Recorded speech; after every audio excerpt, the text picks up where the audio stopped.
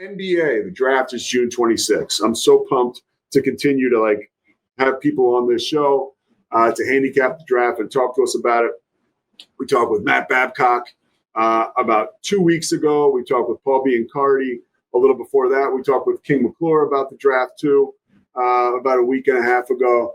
I want to have a couple more guys on. I think Timmy Welsh, former coach of Providence, ESPN analyst, dude I work with a bunch, is going to come on in the coming weeks. He doesn't know it yet, but I'm going to ask him. I want to talk to Scott Williams about it too. I also want to talk to Scott about the finals. So I'm looking to have him on this week or next week.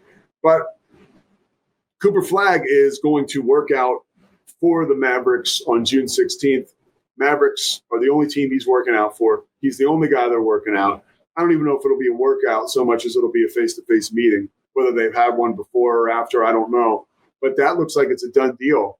It is a done deal. And the Mavs have a decision to make before the end or maybe at the end of next year. Kyrie is due like $30, $40 million on a player option. And what was he, 19 in 2011 when he came out? So let's see, 2021. He's not a spring chicken. He's like 34, right? So there'll be some more decisions for the Mavs front office to make. But certainly turning the page on this whole Luka debacle is something they're looking forward to do with this Cooper Flagg pick. Don Nelson was given the Chuck Daly Award tonight, right? For and that award is given out. I think Bernie Bickerstaff got it a little bit ago. It's kind of like for your years of service. I mean, Don Nelson he's an amazing coach. I think only Greg Popovich has more wins as an NBA coach than Don Nelson does. But what did Don Nelson do?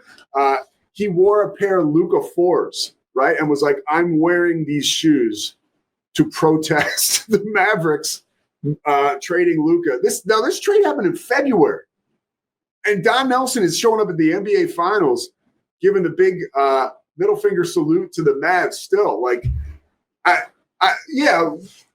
Maybe they won't ever get over it. I don't know. But you do get to turn the page, and you do get the number one pick.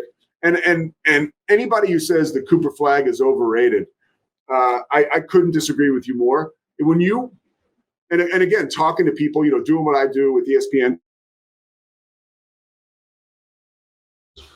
I don't have I am not a former NBA scout, right? I'm not a former college basketball coach, but I'm around them. And guys that know a lot more than I do are big on Cooper Flagg. And one of the reasons is he was the number one player coming in to his class last year, and he over-delivered. He averaging almost 20 points a game playing.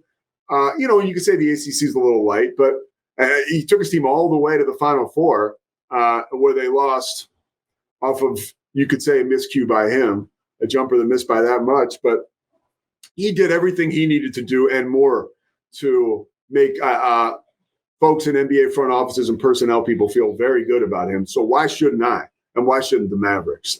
That's an exciting deal for the Mavs. And if I were them, I would be pumped.